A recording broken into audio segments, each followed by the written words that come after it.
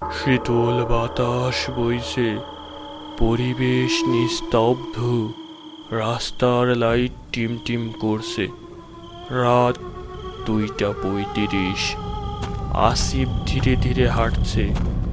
হঠাৎ কবরস্থান থেকে কেউ তার নাম ধরে ডাক দেয়। কে ডাকছে?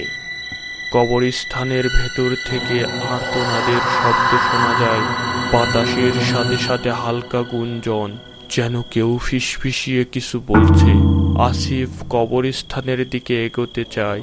ঠিক তখনই তার কাঁধে ঠান্ডা একটি হাত রাখে কে যেন। সঙ্গে সঙ্গে আর্তনাদ বন্ধ হয়ে যায়। কাশি উড়ে ওঠার মতো এক পরিবেশ তৈরি হয়। রনি, তুই এখানে? এই তো বাসায় যাচ্ছিলাম, কিন্তু তুই কবরস্থানের দিকে কেন যাচ্ছিলি? আরে, কে যেন ডাকলো।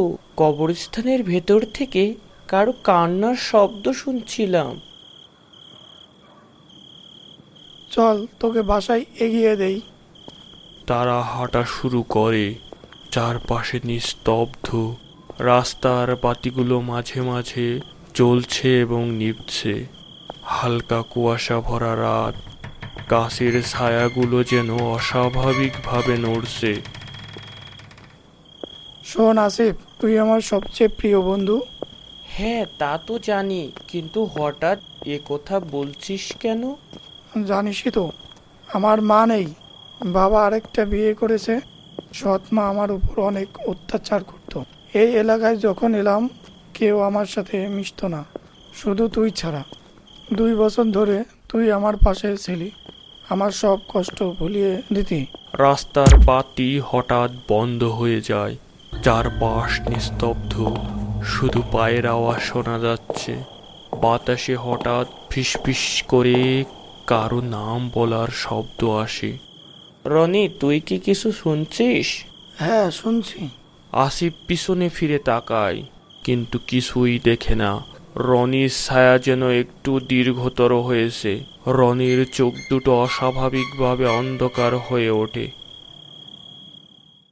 তারা আসিফের বাসার সামনে চলে আসে। চারপাশে নিস্তব্ধতা যেন আরো বেড়ে যায়। শুধুমাত্র কুকুরের হালকা ঘেউ ঘেউ শব্দ ছাড়া আর কিছুই শোনা যায় না।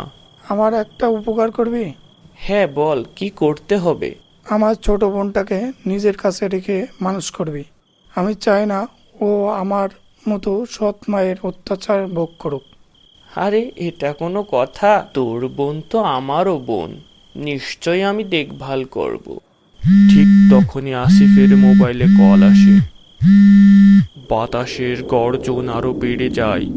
চারিপাশ যেন আরো বিকৃত হয়ে ওঠে। সবকিছু যেন এলোমেলো হয়ে যায়। চারিপাশ যেন বিকট গর্জনে ফেটে যায়। হ্যালো সাগর। আসিফ, রনি আর নেই। ও সন্ধ্যা 7টার দিকে আত্মহত্যা করেছে। কি বলছিস তুই? তাহলে আমার পাশে? আসিফ সামনে তাকায়। রনিকে আর দেখতে পায় না। চারপাশ নিস্তব্ধ। বাতাস আবারও থমকে যায়। ফোনের ওপাশ থেকে সাগর হ্যালো হ্যালো বলে যাচ্ছে, কিন্তু আসিফের কোনো সাড়া নেই। ধীরে ধীরে রনির শেষ কথা তার মনে পড়ে। তোকে আমি আমার মৃত্যুর পরেও সকল বিপদ থেকে রক্ষা করব। আসিফের চোখে ভয়ের ছায়া।